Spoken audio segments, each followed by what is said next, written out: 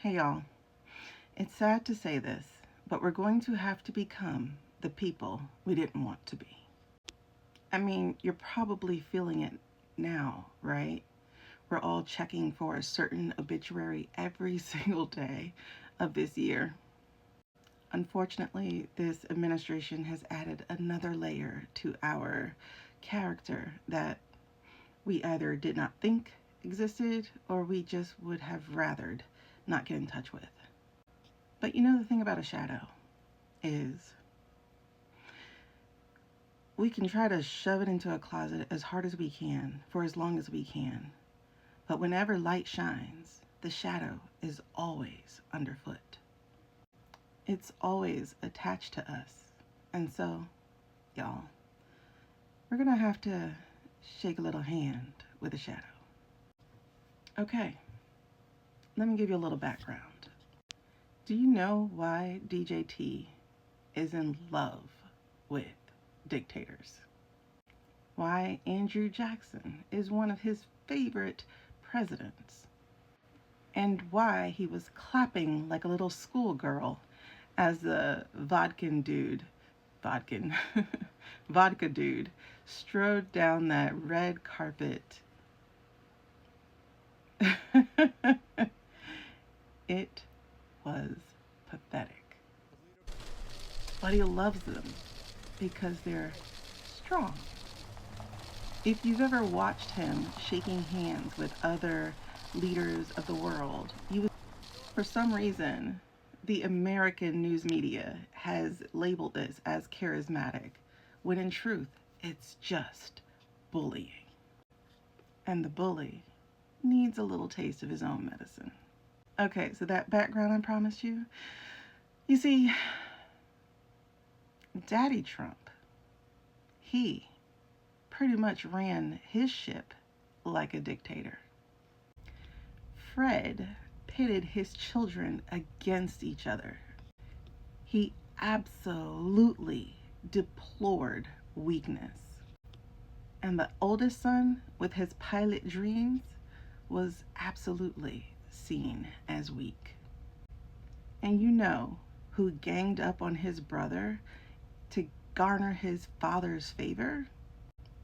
The guy who's sitting in our office, the highest office on this land. And he and his father bullied his brother so bad that he became an alcoholic and eventually unalived. But the problem with DJT thinking he was going to take the older brother's place is that he wasn't very smart. Not at all. And he also wasn't very well liked. Not at all. In fact, when you read about his time in military school, when he got sent away, you'll find out that not very many people liked him. And so that's where he became a bully. You see, DJT was not only not smart, he was also a failure. 6 times he did bankruptcy, and that wasn't a smart business move. That was the move of a person who could not have a successful business. We joke that he failed at running a casino, but it was no joke. His father had to bail him out, or he was looking at the law as some sharks who wanted their money. He did not own the Trump Hotel. His name was just leased out because DJT is and has always been for sale. And in fact, before he somehow got that 2016 nomination and crown, he was a pariah in the billionaire circle. Because, newsflash, before the presidency, he wasn't a billionaire. Nobody who was truly a billionaire liked him at all. And when you have that much money and that much power and that much success, you don't get to be bullied by the runt of the litter. And so, allegedly, he went into partnership with a certain guy who has blackmail over so many high businessmen, white collar, politicians, everyone who has trouble keeping their zippers up. And they weren't just into girls. Some of them had other proclivities. But like many people who pretend they are strong, they're often the weakest in the bunch. And one thing they can't stand is when people tell the truth. And they can't stand when people see the truth. And I'm not talking about those files. I'm talking about that meeting from Friday. I told you before, I believe that there is a media hit out on him. And that just truly got confirmed on Friday when they talked about how badly he was steamrolled by the guy who's only like 5'1".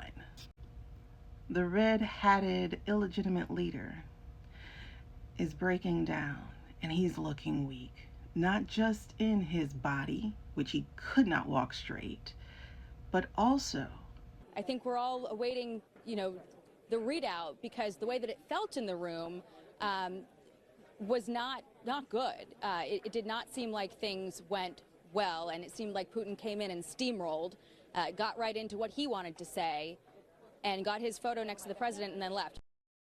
if you haven't guessed by now how it is you actually defeat this clown show, it is by laughing. Not at the things they do to other people, but at the truth that is reflected off of them.